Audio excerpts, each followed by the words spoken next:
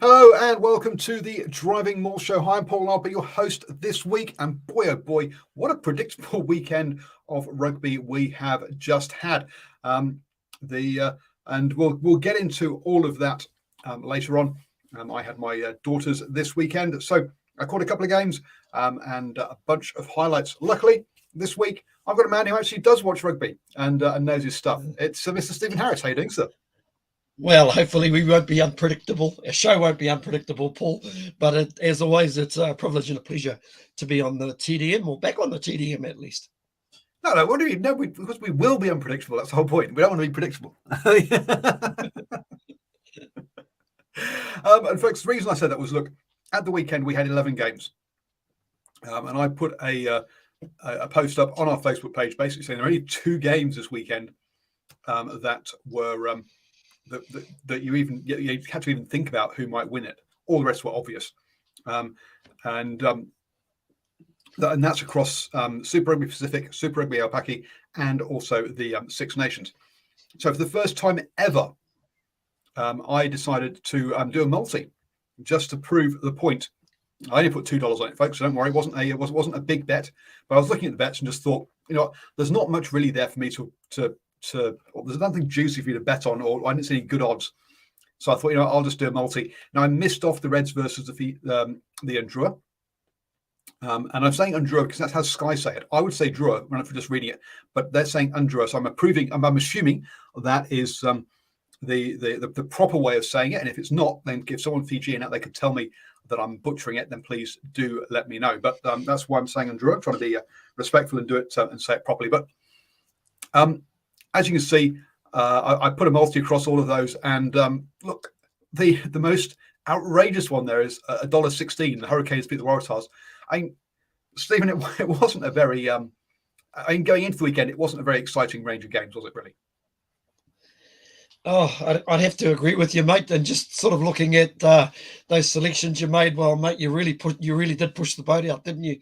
The point of this wasn't to make lots of money or to show my amazing ability at predictions. It was just to show how basically predictable this weekend was. That you could watch the majority of the games, and before they even blew the whistle, you knew who was going to win. None of those games were close. The only one that I said was predictable that was close was the Reds versus the Ndrua.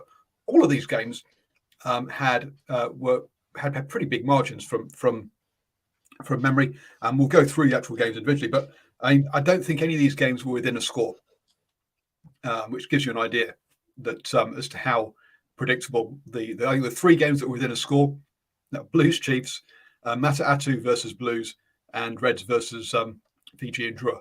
All the rest were 2 scores or more, which basically means, which is a fairly convincing win, really. We should say good evening to Simon, who's joined us in the live chat, and let us know about the European Rugby Championship Grand Final was this morning, as Georgia beat Portugal. So congratulations, Georgia, on that one. And apparently BKR Sport might be able to help me with the pronunciation of the Fijian team, or Fijian team's name there. But I say I'm just copying what they say on Sky. So that's why I'm going with that there. So we'll drop that one away.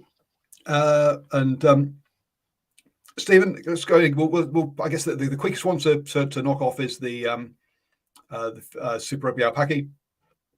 2 games in there. It was the semi-finals in that one. And first up, we had the Mata'atu versus the Blues, 26-23. That was a close one in there. And I say that was one of the 2 games that I said was going to be close, and really came down to the last minutes there. A couple of missed kicks, which a couple of missed conversions, but both sides had some missed ones. So, look, a cracking game there between them, and this was basically the second place playoff, because whoever won this one goes on to play the Chiefs, who are going to win the final. Let's be honest. a good advert for women's rugby. Unfortunately, there was no one there at the stadium to watch it. Yeah, very, very, very disappointing. That was a good game. I had a quick look just to see how they were travelling. It seems to be the Blues. If you pretty much go through a lot of their games this season, they've got away to a slow start, and they always seem to basically give up a really big lead, and then find themselves having to work their way back into a game. But on this occasion, they came up short. Unfortunately, the Blues women, and it was probably a little bit of a replay of the round one game down at Forsyth Bar Stadium. If I think back to that game, they were 33-14 down in that game before they actually sort of came home with a bit of a weak sail, but came home by a couple of points short. And once again, same again at North Harbour Stadium, and a couple of really good plays from some of the more experienced Matatu players, getting a real key turnovers when the Blues looked likely. But listen, I think they'll be a little bit disappointed. They were a finalist last year, and as for Matatu, well, congratulations to them, given that they didn't win a game in 2022, Paul. So what a turnaround. But boy, a big task awaits, doesn't it? Yeah, absolutely does. Number 7 for Matatu was impressive. She definitely put herself about, and also got herself a try as well, showing some good pace. So yeah, 33-31 with a missed conversion on the buzzer. Stopped the Blues from drawing that opening game against Matatu, which we always knew this one was going to be close.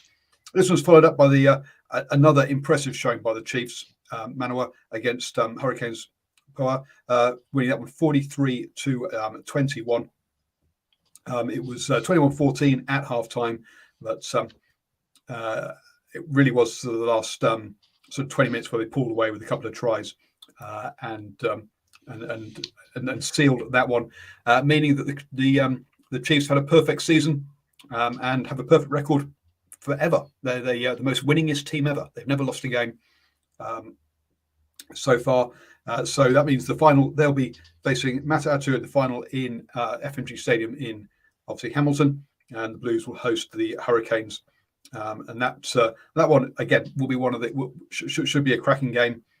They met in round 3, where the Blues won that game 22-31. But look, all the teams apart from the Chiefs won one game and lost 2 during the round robin. And so I think that one will be another decent game. The Blues will obviously go in as favourites for that one, but the Hurricanes again, I think another team that, like Matatu, have improved on last year. Now, look, last year was a disaster for this competition. Let's be honest.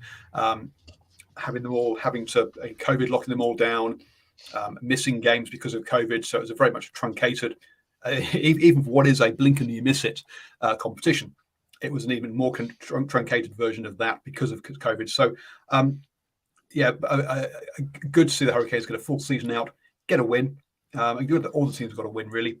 And let's hope it's home and away next year is my main thing. Yeah, Paul, I'll tell you what, just, interestingly enough, talking about the crowds, probably one of the best crowds we actually saw was probably at one of the smaller stadiums, Orange Theory Stadium in Christchurch, when Hurricanes Power defeated Matatu, and that was a really, really good atmosphere. So I just wonder if there's maybe the train of thought, if they actually take some of these games to some of the smaller regions where they don't get a lot of big time footy. And whilst we've seen some really, really great footy, there's definitely a team that's clearly out in front, and that's the Chiefs Manawa, and they're gonna be very, very hard to beat. It's bad enough trying to get past them, but as the Poa found out that if you can't scrum against that Chiefs Manawa team, it's not worth turning up. And unfortunately for the Poa, they spent a good margin of that game actually defending or trying to come out of their own 22, and against the reigning champions. Boy, too much of a tough ask. Yeah, absolutely. So, look, it looks. I unfortunately won't be able to make the finals because I'll be working on the census this coming weekend, and it looks like I might be getting another 4 weeks working on the census, helping you all be counted. So please do fill your forms in and send them back. And if you haven't done already, which means I'll probably not be able to get to as many games as well over the next 4 weeks. So sorry about that, folks. But you know what? Actually, earning some money is actually quite novel at the moment. So it's nice to be able to do that there.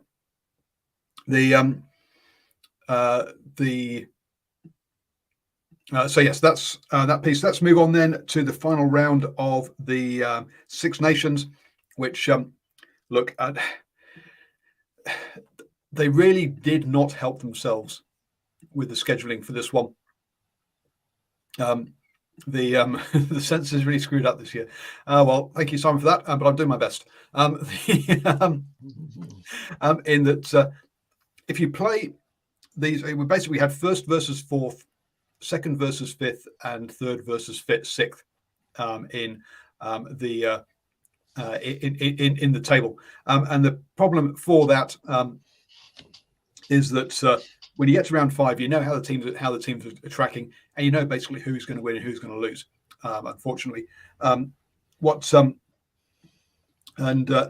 if this round had been in round 2 or round 3, then there might have been a bit of interest in the fact that we don't know yet how these teams are traveling, and hence maybe we can see an upset. But by the 5th round, you kind of know how the teams are traveling, and I think the scheduling was really poor for this one. Anyway, looking at the games, Scotland versus Italy. Look, if you're going to come into this, miss 35 tackles against a Scotland team that's been tracking well, you're asking for a long day at the office. And that's unsurprisingly what happened. Missed tackles, very few by Scotland, which you need against an Italy team that's happy to run the ball. And they didn't turn the ball over either. It's when Scotland did have the ball. So cracking game by Scotland there. Didn't kick. This was the game with the least kicks, as you can see. A bit of a line-out wobble from the Scots, but I do think that from memory they've got a couple of locks out injured there with that one. But I think overall a good tournament for Scotland, and I think a disappointing end for Italy that promised quite a bit at the beginning of the tournament season. Yes, I actually watched a replay of this game, and Italy, listen, they worked their way back to, I think it was 1914 with about 15 minutes to go, and boy, they looked like they had a little bit of momentum, but unfortunately they just really lacked a little bit of thrust and creativity. Of course, their only try coming through a nice little push through from Gabisi, who pushed a nice little kick through, and the winger Gessi to getting to the touchdown. I think it was, if I recall, and they looked like they were right back in the game. And I think it was a missed opportunity, like you say. Scotland had a couple of locks out, but not only that, their two main playmakers, Finn Russell and also Stuart Hogg, not on deck for the Scots, but the Scots still good enough to actually do the job, and they look like the more likely team, but they left a lot of points out on the paddock. Only some really good defending at times, really keeping the Italians in the game. But boy, make no mistake, you can't be too far off your game against the Italians. If you probably look through it, their best performance coming in round 1 against France, when they played France at home, had a bit of an opportunity, but once again, France basically getting the winning try with 13 minutes to go. So maybe just not having that ability to close these sort of games out, Paul. Yeah, absolutely. It's they were very disappointed from that one, weren't they? Against France, they thought they could have got that win, and if they got that one, who knows what might have happened. Looking forward for Italy to the Rugby World Cup. They've got New Zealand, France, Uruguay, and Namibia. Look, up against the All Blacks and up against France. Italy are looking at third place there. Let's be blunt. Unfortunate for them. The draw. I've looked at the draw before for the Rugby World Cup and got Italy are lucky on the grounds of they always seem to get an easy fourth and fifth team that they know they can beat. They never end up with a Fiji or a Georgia, which could knock them out of the top three. So, but this time we're looking up rather than looking down, which is good for obviously for Italy in that case. But look, it's going to be a tough Rugby World Cup for them. Scotland, wow, Pool B is looking like the fun one. South Africa, Ireland, Scotland, Tonga, and Romania. A tough one for Scotland. Obviously, being a tier one nation, not making the quarterfinals or not making the knockout stages is always kind of seen as a failure. But for them, that's a tough old pool. In the second game, I think we got what we expected there with France beating Wales quite comfortably, 41-28. I think perhaps the only saving grace for Wales is they've scored 28 points in this one. When you think about the fact that they across their first 3 games they scored 10 points, 7 points, and 10 points, so 27 points across the first 3 games. To score 20 to score in the last 2 rounds 29 points and 28 points shows that at least some of the attack work that the new coaches are putting up seems to be heading in the right direction. They're actually starting to score some more points there with a bit of an offloading game in this one. Unlike the Italy game where they didn't really offload the ball, they did in this one. Controlled the ball at times, so they made the least number of tackles out of any team in the round. So that's also good in the fact that they're controlling the game a bit there. But look, against the French side that put 50 on England, this was always a foregone conclusion. And I think probably saved just by France just perhaps just go through the motions and not having the same. Look, France history was again, or France had a point to make at Twickenham. They hadn't won there for quite some time. I don't think they really had a point to make against Wales in Paris, and that probably showed with a comfortable win, obviously, but not the battering in the same way that England took. Stephen. Yeah, very much so. The Welsh actually started well. They got out of the blocks relatively quickly. Got that early try. I thought it was pretty well finished too there from George North, who had a pretty strong game. So they got it to that 7-0, and then France just replied about a minute later, and then basically by half time out to 20-7, and of course with half an hour to go, up 34-7, the game was as good as gone, and probably in typical French fashion, they just decided to switch off for a while. Let the Welsh team come back with two tries of their own before just reaffirming their superiority with the try. But credit to Wales playing right to the end and scoring a fourth try. So I think if you ask most Welsh supporters if they would have been happy if their team got 28 points against the French, they probably would have taken that and maybe hope that they'd got a bit of an upset, but it wasn't to be. This, mark my words, this is a very, very good French team. They've got another gear. French teams of the past probably would have been tripped up in this particular game, but as France will be happy with their season. Listen, probably at the end of the day, that game against Ireland, the defining game, and we all recall that game was actually played in Dublin as well. So home ground advantage was really important for these two top sides. It probably could have gone the other way had that been played in Paris, Paul. But good season all round for the French, and they are pretty primed for the World Cup. As for Wales, a little bit of improvement.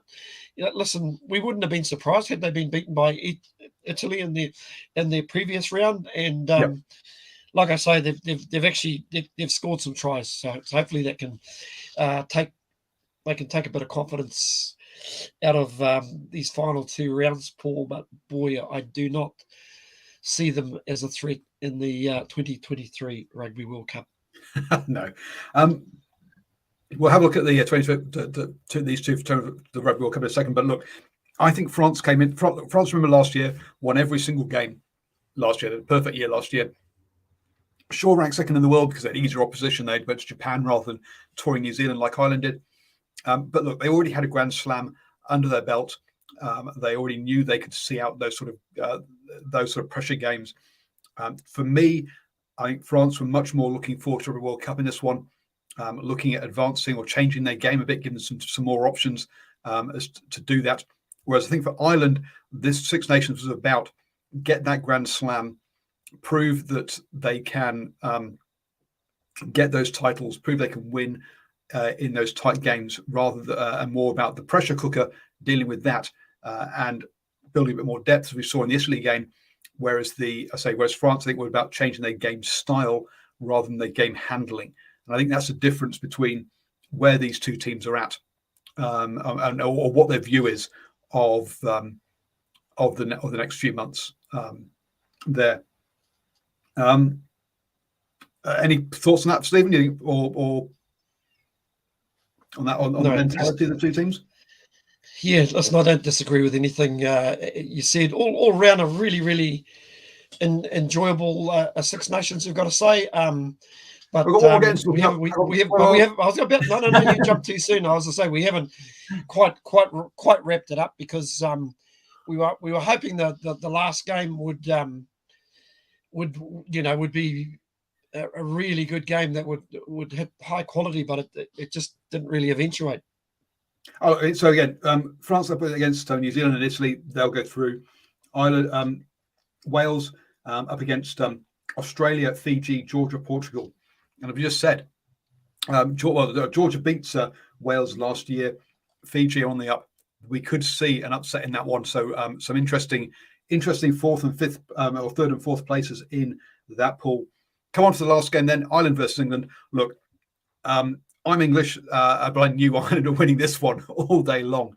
There was never any doubt in my mind as to what the result was going to be. For me, though, England came out the blocks and actually played, actually had a better defence than they had earlier in the championship. So again, that shows a new coaching team. They're starting to get those systems there. They were playing off front football, but as you can see there, one line break, the worst in the week over the weekend. They never actually looked like, even when they had front foot ball and quick ball, they never looked like breaking the Irish defence. So even though it was, they kept it relatively tight up until half time, you could always see that Ireland were just going to switch into another gear and win this game comfortably. Yes, there was a red card on half time as well. Now, a lot of people saying, "Oh, look, it was an atrocious red card." It's even someone in our radio chat saying, "Oh, this is what's killing the game." Now, look, my first thought on the red card was that he was unsighted, and look, it was a last minute bobble he caught, and yeah, look, I thought it was a bit harsh initially. Then I saw the overhead shot, and look, he sees the player coming in from a long way away, and basically you can't just brace yourself like that anymore, and because if you get head contact, you're going to be in trouble. You've got to either get out the way or you've got to wrap. One of those two. You can't just brace and have and put your shoulder forward. Now, was it a shoulder charge? No, it was a brace. But still, if you're going into contact, that's considered reckless. A bit like the high ball chat. We no longer say, "Oh, look, he's looking up, therefore it's unintentional. He wasn't trying to take the player out." We now know you can't get in that area if you don't get up to compete for the ball. And I think what we're seeing here is actually that in the contact space, we're going to get something similar. That it's not about intent. It's about you can't put yourself in that position because you're going to hurt somebody else. And so I'm happy. I'm not happy with the red card. Let's be honest. I don't want England getting red cards, but I understand the red card. And obviously Ireland went on from there to win it comfortably. I think they'd won it comfortably without the red card. But bluntly, I don't think it changed the game or the result. for my mind. Your thoughts, Stephen? Yeah, once again, can't disagree with anything you said. I was hoping for one of those games that would sort of leave you sort of hanging off the edge of my seat. But listen, there were probably times I actually got up to make a cup of tea, because to be brutally honest, there were a lot of stoppages in this game. You know, England were trying to obviously slow any sort of momentum, which was a bit ironic. You heard the crowd on the odd occasion booing in the background, but we can think back to that tour of the Irish tour of New Zealand, where they slowed it down to their pace. So I think England were probably dictating the pace of the game, especially for the first 60 odd minutes, and Ireland were just making some little uncharacteristic errors. They weren't quite accurate. Little inside passes were being put down. You know, the things that they normally do very, very well, but you just felt the longer the game, whether England had 14 or 15 players, that Ireland were going to eventually break England down, and that's pretty much what happened at the end of the day. And usually their big players stood up. Johnny Sexton, once again, boy, he manages this team really well. Jamison Gibson Park is just so full of energy, always looking for opportunities. And that back row of Doris Mahoney and Van der Fleer they are definitely world class. But I actually like the look of their of the Irish lock, James Ryan. Boy, he's just an unassuming character. Just gets on with it. Just gets on and does his job. Does everything right. No frills. But boy, uses a little bit of footwork. We all, if you want to do a comparison, Murray or Itoje, every time there's a little win, he's basically pumping their hands and a little bit of smack talk and what have you. So yeah, completely different mentality between the two locks. Listen, much better performance from England, but boy, in attack they really didn't offer a heck of a lot. And listen, on another given day, if Ireland had actually got it right in the first half, it could have been another 50-pointer, Paul. Oh, absolutely. Yeah, I agree. Look, 19 turnovers. That tells its story. And I think this comes back to what I was talking about around what Ireland were looking at getting out of this one, is that out of this tournament is, look, we know that they've have this history of not getting past the quarterfinals. And I think the problem here was that they lost. Is about handling the pressure of big games, and that's what this game was more about than their skill set. We know they can play much better than that, but can they? Do they let the moment? Do they let the occasion get to them? And that might have been a problem here with this one and what they were learning on this one. So from Ireland, we've already talked about their pool with South Africa and Scotland. It's going to be tough, but they should come through that one and knock Scotland out probably. Into Pool D then for England, and England have got a bit of a charmed life. Let's be honest, they've not played particularly well in this tournament. They're not at a great place at the moment, but look, their pool: England, Japan, Argentina, Samoa, Chile. They'll come through that pool quite comfortably. Let's be honest. So England got themselves a nice easy road into the quarterfinals, and then after that, we'll see how things go. But at least my interest will last through to the knockout stages from a personal point of view in that one. Moving on then to Super Rugby. I guess, as I say, I think there was only one game going to this weekend that I thought was going to be really competitive per se.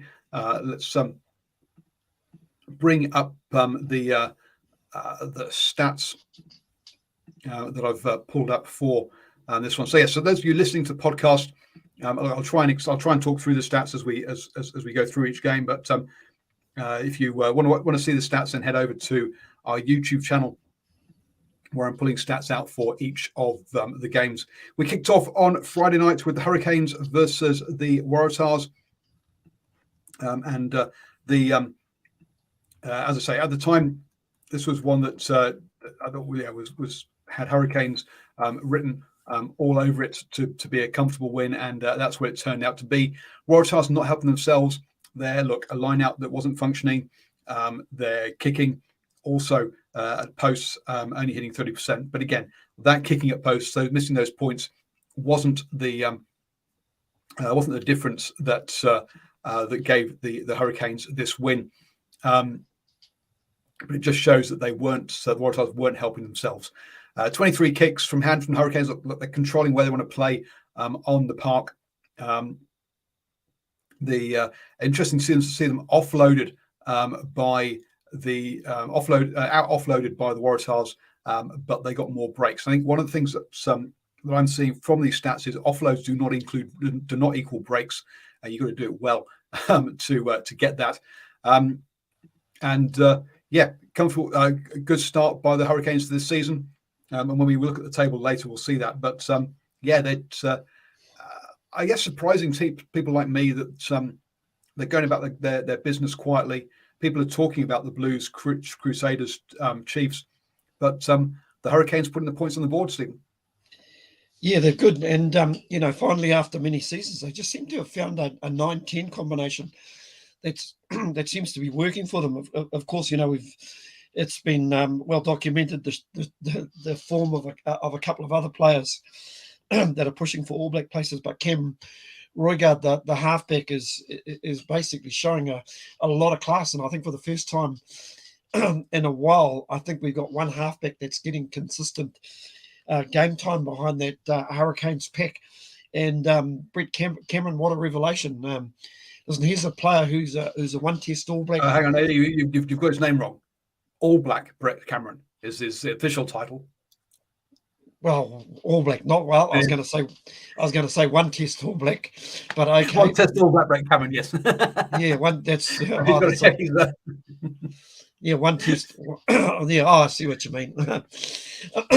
well, Brett Cameron, who played one test for the All Black, I mean, the same, and kind of much maligned player from a lot of people, but I think he just lived in the shadow of a lot of really good first fives down in the Crusaders, and of course headed offshore up to Japan and then back to the Manawatu Turbos. We actually thought he was very good in a team that struggled. So he's been a really, really good pickup for the Hurricanes. And there was a little bit of one really good bit of play I must mention, where they actually did a little bit of a switch. They were inside their own half, and the play switched to the right, which basically caught the Waratahs defense out, and he was able to angle a really nice kick into the 22. And that probably just shows maybe the maturity of the way the Hurricanes are actually trying to play the game or express themselves at the minute. And the other thing that I'm liking, their pack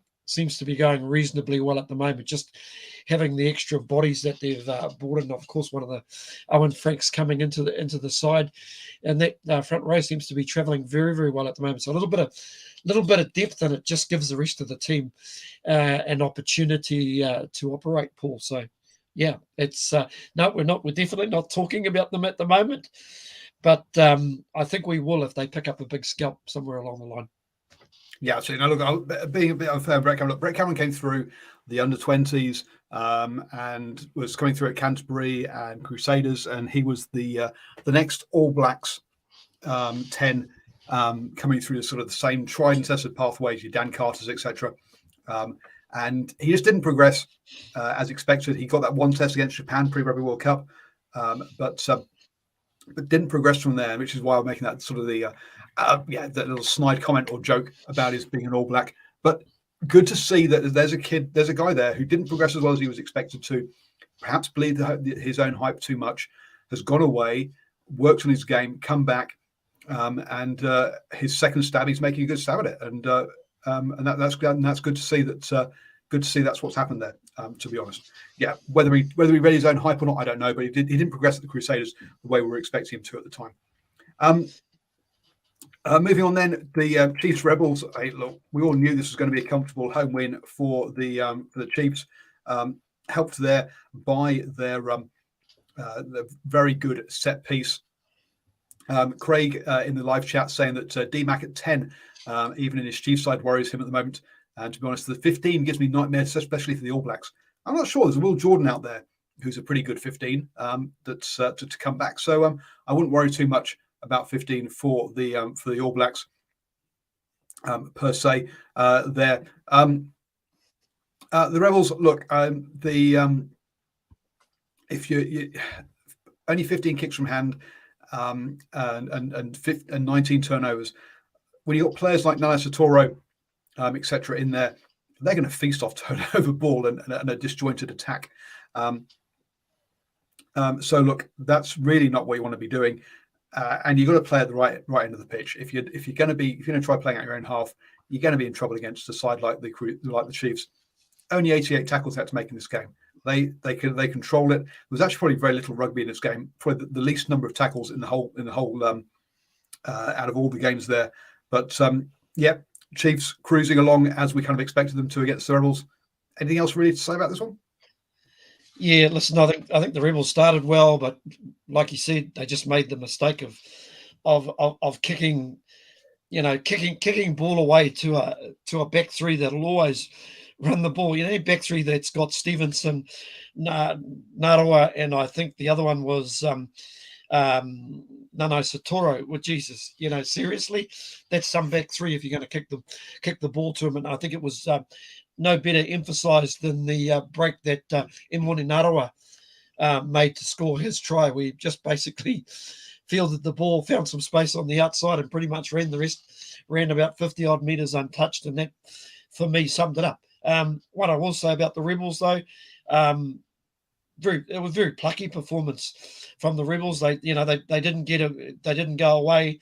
They were pretty much trying right till the end. But what killed them at times, they'd string something really good together, but just that was countered with a mistake. And if you make mistakes against the Chiefs, they will burn you from anywhere on the paddock. But the Rebels have surprised me a little bit, especially with their attack. There were a couple of really, really good performances in this Rebels side. I was seriously impressed with the skipper, Brad Wilkin, who I believe's got the highest number of turnovers in Super Rugby, and you could see that, and he leads by example.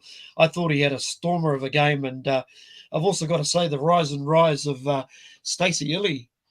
Paul, he looked the most dangerous of the Rebels backs on the field. But to be really honest, we should not forget this was pretty much not quite a second string Chiefs team, but it certainly wasn't one that was at full power.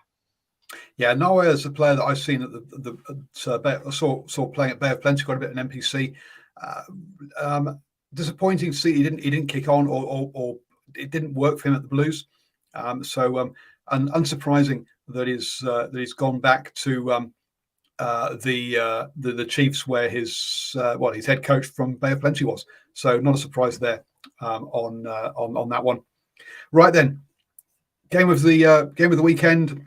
Actually, sorry, one point that Simon mentioned was Rebels have been competitive this year with narrow losses. Absolutely, they've only got one win, but their points difference is only 25, which is better than the Drua, better than the Western Force. Minus 25. So in that kind of sense, they have been not getting the results, but the performances are better than we expected, which is there.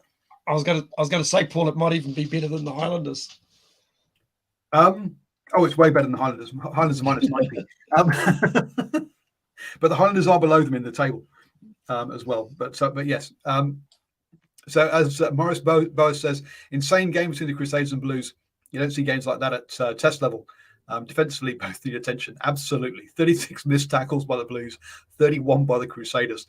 But as they said on the Rugby Nation, or an early contender for game of the season, Stephen, I think you were saying something similar in our live chat. This is one of the best games of Super Rugby you've seen for a long time.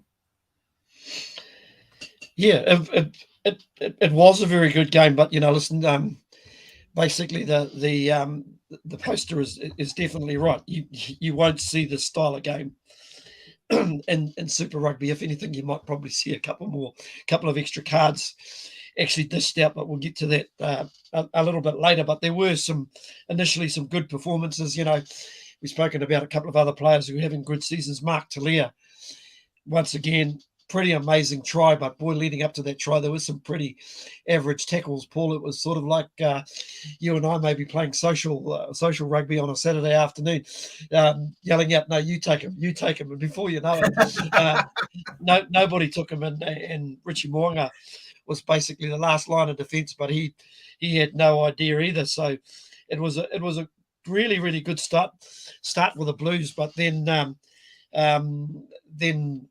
injury struck the Blues by basically losing two props within the space of a couple of minutes. So that certainly changed their dynamics in the front row. But from there on out, the Crusaders basically jumped straight back in the lead with a couple of tries to Fergus Burke and Ethan Blackadder. And Ethan Blackadder, once again, just a catalyst, just a tough, hard-working blindside that got the Crusaders straight back into the game. Yeah, look, to me, and I've only seen highlights of this one, and so it's difficult to judge. But looking at the stats here, only 5 penalties by the Blues, right? The Blues weren't killed by discipline. Sure, they lost a couple of lineouts, but then again, so did the Crusaders. So that's a sort of equal platform there to work off. 12 scrums for the Blues. Clearly, the Crusaders were dropping the ball to give up that many scrums. 10 line breaks by the Blues. This is a game the Blues should have won, just like they should have beaten the Brumbies. But so you saw the whole game. I'm going off highlights and stats. Was this a game that the Blues lost through game management again? Because to me, the stats tell me gives me that kind of story. In a word, with yes, game management definitely. Once again, Blues got out to that 21-12 lead, and I thought, well, hang on, here's an opportunity to put the ball way down the field and force the Crusaders to play out. They were definitely rattled at that stage, but once again, Beauden Barrett, I think round about the 22 and the 10-metre mark, on 5 occasions, he put high kicks up. And obviously contestable kicks. Out of those 5 kicks, I think the Blues only won one of them. And one of those they actually had to come back for a forward pass. So once again, you've really got to think long and hard about those tactics. I'm not too sure if that's part of the Blues repertoire or it's basically he's getting messages, but to me that's wrong. When you're up to 21-12, Paul, I think you try and play a lot of the game down in their area, force them to play that rugby. And then you bring your back three into play when they actually have to clear out of their red zone. Yeah, look, and not trying to say Blues got half penalty to go down to 13.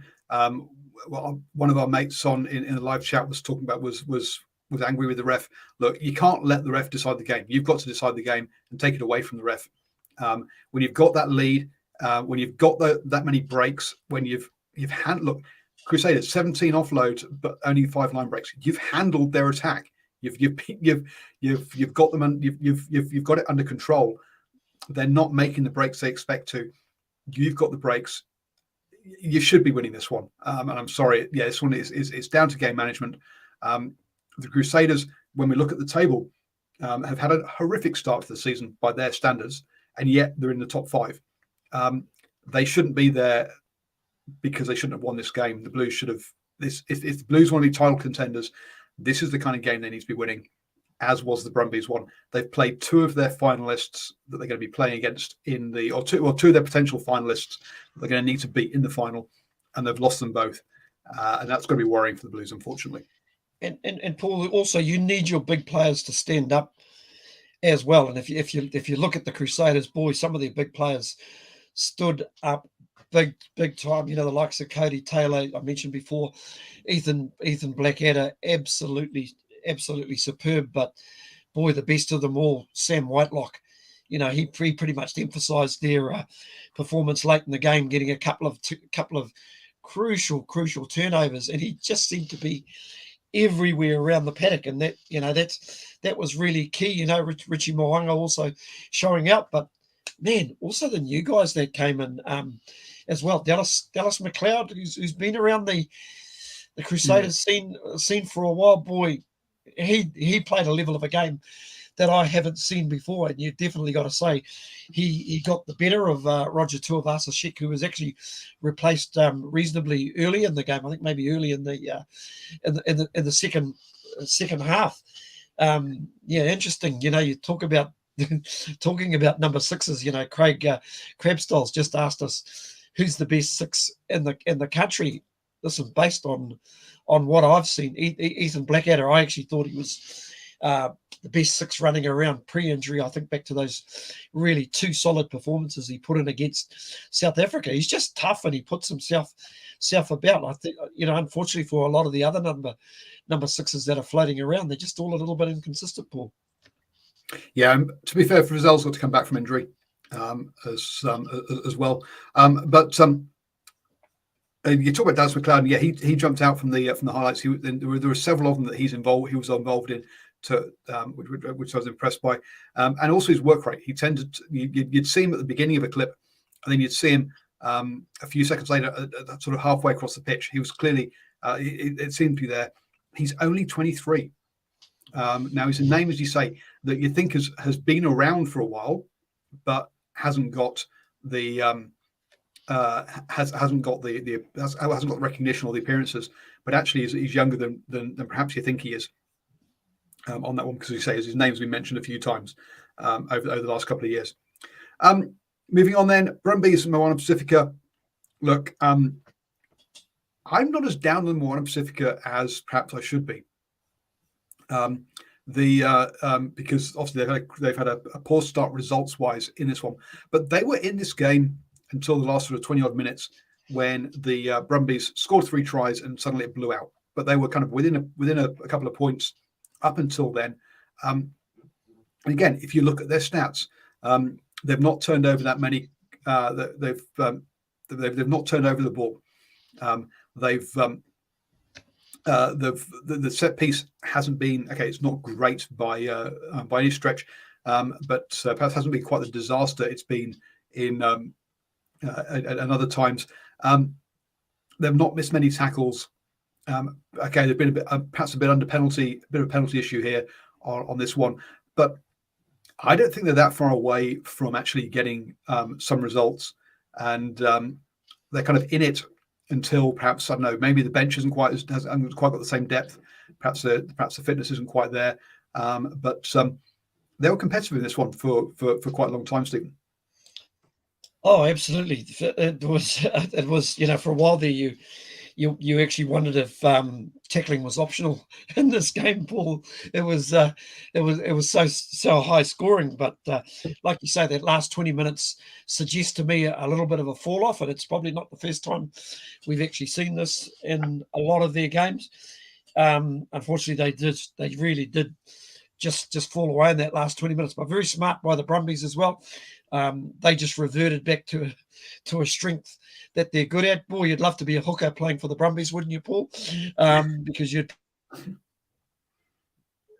Oh, and we've lost Stephen, unfortunately. Yeah, look, we're talking about that falling off. In round one, it was only a missed conversion on the buzzer that stopped it from being a draw. They lost by 2 points to the Drua. They've played the Chiefs. We know the Chiefs are going to blow them away.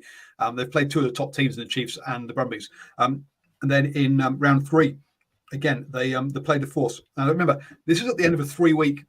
This was the middle of a 3-week trip to Australia, and against the Force. Again, they lost by 3 points, but couldn't get over the line. And it was a penalty on the buzzer, or after the buzzer had gone, that basically gave the Force the win in that game. They were drawing up until the buzzer. So again, last minute or that's dropping off perhaps in that last 20 is a work area on for Moana Pacifica.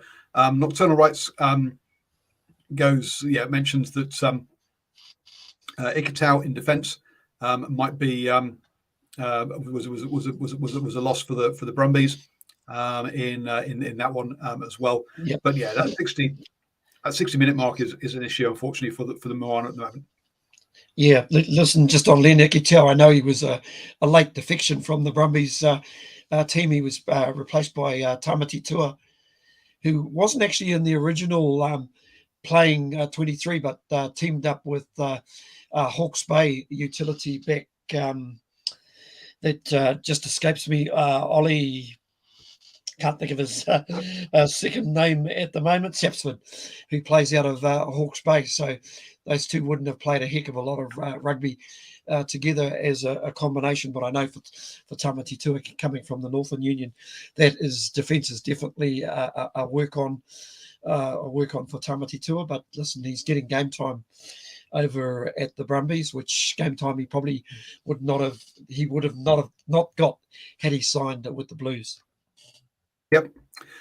Moving on then to the Highlanders versus the Force. Look, the Force. First off, before we say anything else, we've already talked about the Highlanders' points difference earlier in this show, but the Highlanders get the win. That was a big thing for them here. But so they'll be happy on that one. But I guess don't get too joyous about this one because they only made 3 line breaks in this game. They gave up, whereas the Force made 5 line breaks. They conceded 15 turnovers, so the Force was only 7. I mean, they gave up more penalties as well. Yes, they got the win against the Force, which are not a great team, especially not a great travelling team per se, in particular. But this was not a performance that they've got the win. They needed the win, but I'm not sure it's a performance that the Highlanders can build much sort of belief off, Stephen. Exactly. Listen, I think they'll be really disappointed with their defence more than anything else. Because let's not forget they conceded 35 points to a team that you've got to say, apart from probably Tia and Pulu at the back, we know these guys are good players, but they're not. They're not your top end strike players, and quite frankly, some of the Highlanders tackling wasn't the greatest. I've got to say, I must admit, I tuned into this game probably about 10 minutes before halftime, and I actually thought I was watching an old rerun of NPC Rugby, Southland playing Taranaki. Southland Stags playing Taranaki when I tuned into this, and I had to take a second look, but that was the alternate jersey from the Highlanders. Good point there from Nocturnal Rights. 17 players out injured for the Highlanders, and that's a fair point, and you can just tell they are sort of digging very deep into their development squad at the minute. And the old Western Force playing in the yellow and black jerseys. Traditionally, the old Western Australia yellow and black strip that they basically played in as a union. I think they are still an actual union. But we don't often see the Western Australia play a heck of a lot these days, unless probably touring matches. But then again, maybe the Western Force have completely taken over that mantle. Yeah, look, and I love the jerseys in this one. We actually they were different. Whereas now we had a quick chat about this before the show, but let's just run down the list of jerseys, the things here, list of teams. So we've got we've got 12 teams. Of that, the Waratahs, Rebels, Blues, Moana Pacifica, Highlanders all play in basically blue. So that's 5 teams. Okay, you're going to tell me that Moana Pacifica now is half blue, half red. But then again, so 5 teams play, but essentially in blue. Then you've got, if we run down that list again, you've got the Crusaders, and the Reds are in red. So half the teams are kind of in blue and red, and you're kind of like, gee, come on, guys. It's hardly inspiring, is it? The Fijian Drua, they play in white, as do the Brumbies, pretty much. Again, there's not many. It was great to see those kind of jerseys where you can actually look at them and they look a bit different. They look like a proper team rather than being in something different. Simon says next Super Rugby expansion team needs to play in purple. Now, I'm not sure. I wouldn't go that far. But I mean, to me, one of the best jerseys I've seen in a very long time was I loved the Moana Pacifica jersey they played in when they did the exhibition game against the Maori All Blacks, which was it was white, but it was like a one of the traditional cloths. So you could see that texture on it. It was like, okay, that looks kind of cool. It's different. It's something that's unique. If you see that jersey, you know who's playing. If you see a Blues jersey, it could be one of 50 teams across the world. It's a blue jersey. Okay. Lots of teams playing blue. Craig reckons nothing beats hoops. Hoops can be wonderful, and that yellow and black one looked lovely at the weekend. The alternate one for the Force. Really did enjoy it. But yeah, the Super Rugby jerseys on the whole are just so generic. It's just boring. So yeah, just making it purple, Simon. I'm sorry, but again, you can make purple like a generic purple jersey. To me, yeah, let's have something that you can actually look at and go, yes, that is that team. When you turn the telly on, is my wish. I know I'm not going to get it because hey, that doesn't necessarily make a jersey that you can sell lots of. But let's be honest, Stephen, when is the last time that you were walking around Auckland and saw somebody in a Super Rugby jersey in a mall or something? Oh, actually Saturday, the Crusaders really? supporter. Oh, but then again, how many people do you see walking around in malls and stuff in Warriors jerseys? Oh, all the time. If not Warriors jerseys, polo shirts.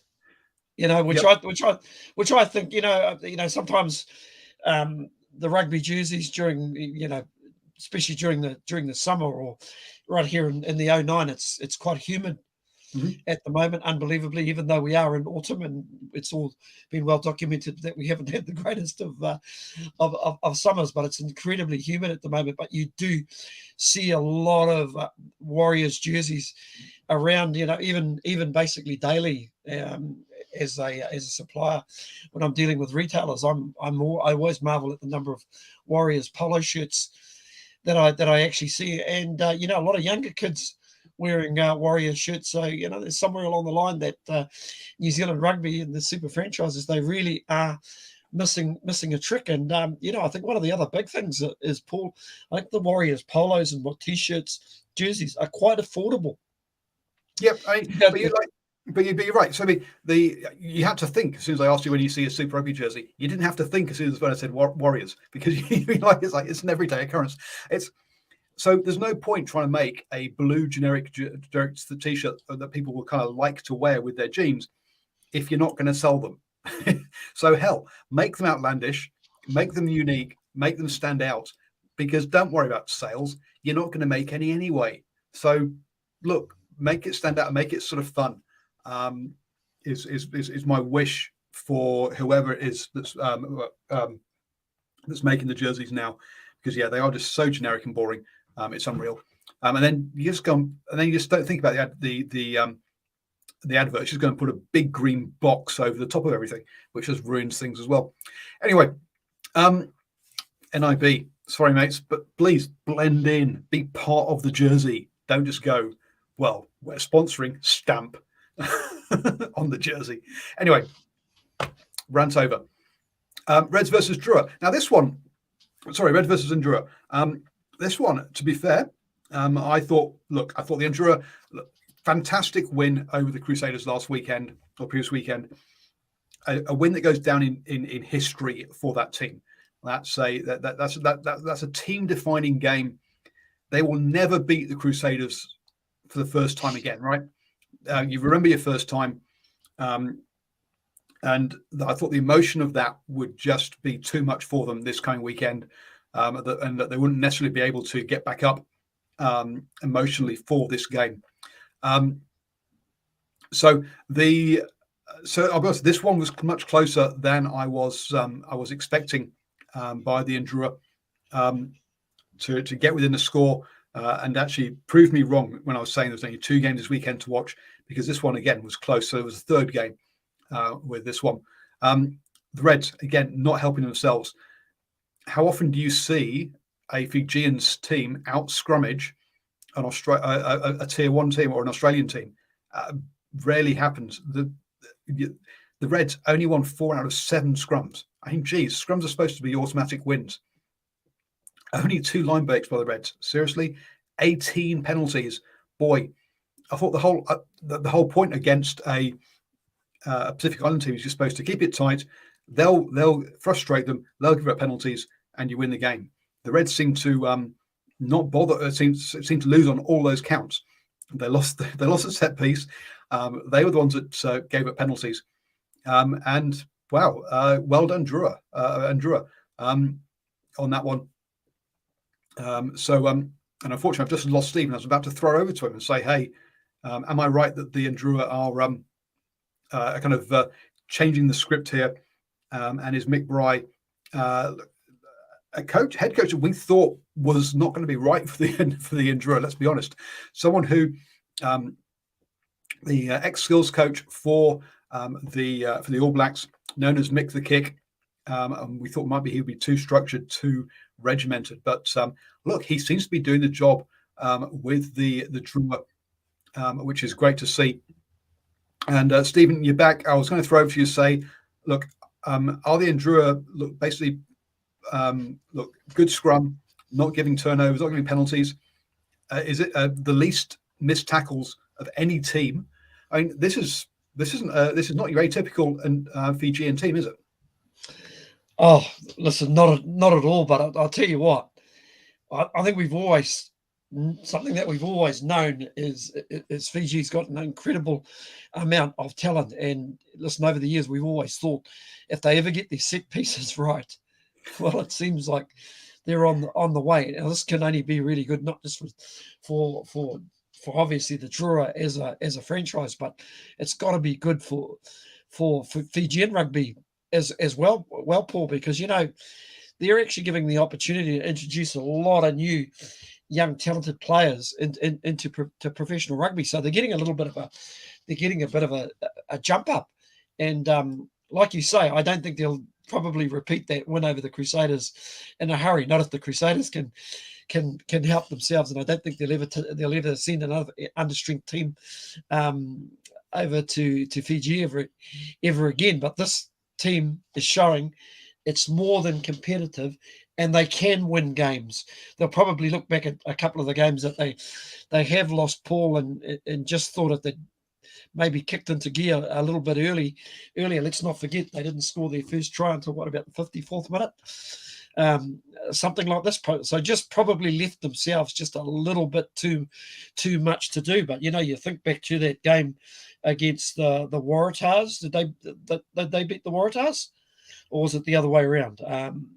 No, they lost the Waratahs. That one. Oh, they lost to the Waratahs. Beg your pardon. That was it. Even in that particular game, that was a game where they also were right in the contest. Right in the contest as well, and only really just sort of fell away in that last 20 odd minutes or so. Yep. And bringing up now the table. There we can see. Look, we've had those surprise game or surprise wins by the Drua. We've had the Crusaders not performing as we expected, and yet you kind of look at the table and go, well, look, the top 5 teams: Chiefs, Brumbies, Hurricanes, Blues, Crusaders. I think those are the top 5 teams we all expected to be the top 5 teams come the end of the season. So we're already seeing those teams shake out at the top. Now, a couple of those teams are there just purely on points difference, or just on bonus points, but it's showing that that already we're seeing that shakeout in the table of those top teams getting up to getting there. Are they in the order we expect them to finish in? No, not at all. But they're the teams that are there already. Down the bottom end, sure. I was hoping I was expecting Monsters to do it better, but look, they've already got 2 losing bonus points, which I think was the same number as losing bonus points they had last year. So already they're picking up some more points than expected. The Force with those 2 wins and the Drua with those 2 wins, both of those 2 are kind of flying higher than we kind of expected. But it's that points difference side of things there that I think that's just worth sort of looking at. The Waratahs, okay, they've only won one game. That was a blowout against the Drua. That's why suddenly they're only at -1 point, even though they've won one, lost three. The Rebels, close games, -25. Again, that would put them above the Drua, above the Western Force. If you just did it on points difference rather than on sort of kind of game points. So those sort of teams. I think the Waratahs one's perhaps a bit skewed because of that one result, but I do think that that the Rebels are perhaps a bit lower than they should be. And we're going to be talking. I think a lot of people are going to be talking about the attack of the Chiefs. I think I talked about this last weekend as well, or last week as well. And sure, they have scored more points than anyone else. They've scored more tries than anyone else, but it's that defense. I think that's the big thing here for them. Only 71 points against, only 10 tries being allowed in 4 games. And I think that is, to me, that's going to be the big Chiefs' strength throughout this one. I guess if you look at defence-wise, again, New South Wales, only 15 tries allowed. That's why I think we're going to see them climb up, whereas your Drua, 19 tries allowed. That's probably going to be the point that's defence, I suppose, going to probably perhaps hurt them and see them slip back. Anything that jumps out at you that you see from the table at the moment, Stephen, after 4 rounds? Oh, no. Stephen's gone and frozen on that one. So shame for that. Let's have a quick look at the upcoming games this coming weekend. Crusaders, Brumbies. Boy, oh boy. And that's going to be a cracker. So again, 2 of the top teams, 2 of the teams we think that we might see in the finals going head to head. So a good one to kick off the weekend. Waratahs versus the Chiefs. It doesn't get any easier for the Waratahs, does it? Let's be honest there. And the Chiefs should rack up another win at the top there. Highlanders and Drua. Oh boy, oh boy. Under the roof. It's going to be dry. There's going to be no problems with handling for the Drua. So it's going to be a tough one for the Highlanders. And definitely a potential upset on the cards there. Moana Pacifica Hurricanes. Look, Hurricanes quietly going about their business. Now, Moana Pacifica did beat the Hurricanes last year. And that was a big thing from that. So they'll go into that one with confidence, but the Hurricanes will go into that one with revenge. Rebels, Reds. Look, this Rebels have been quietly performing. The Reds underperforming. That's a good. There's a good possibility of an upset there in that one as well. Finally, on Sunday, Blues versus the Force. That needs to be a comfortable win for the Blues if they are going to have. If they see themselves as title contenders, I don't see any reason why it shouldn't be. Let's be honest. That's my quick roundup of the games coming up in Super Rugby. I think we've already covered the ones in our packy. On the women's side of things, basically, the Chiefs are going to win that one, but the Hurricanes versus the Blues in that 3rd, 4th playoff, that should be a cracking game as well. Lovely to hear that Craig enjoys the show as we round up all those games on that one. So look, hopefully you all have a cracking week. Look forward to the weekend that's coming up. More competitive games this coming weekend than we had last weekend. Let's be honest there when running through those ones. And ones there that you would have said pre-season were easy calls: Highlanders and Drua, Rebels, Reds. That really could go the other way. So some decent games coming up this weekend. I think a better weekend of rugby from Super Rugby Pacific, at least, than we've seen last weekend. So I hope you all enjoy it, and catch you all next Monday at 8 p.m.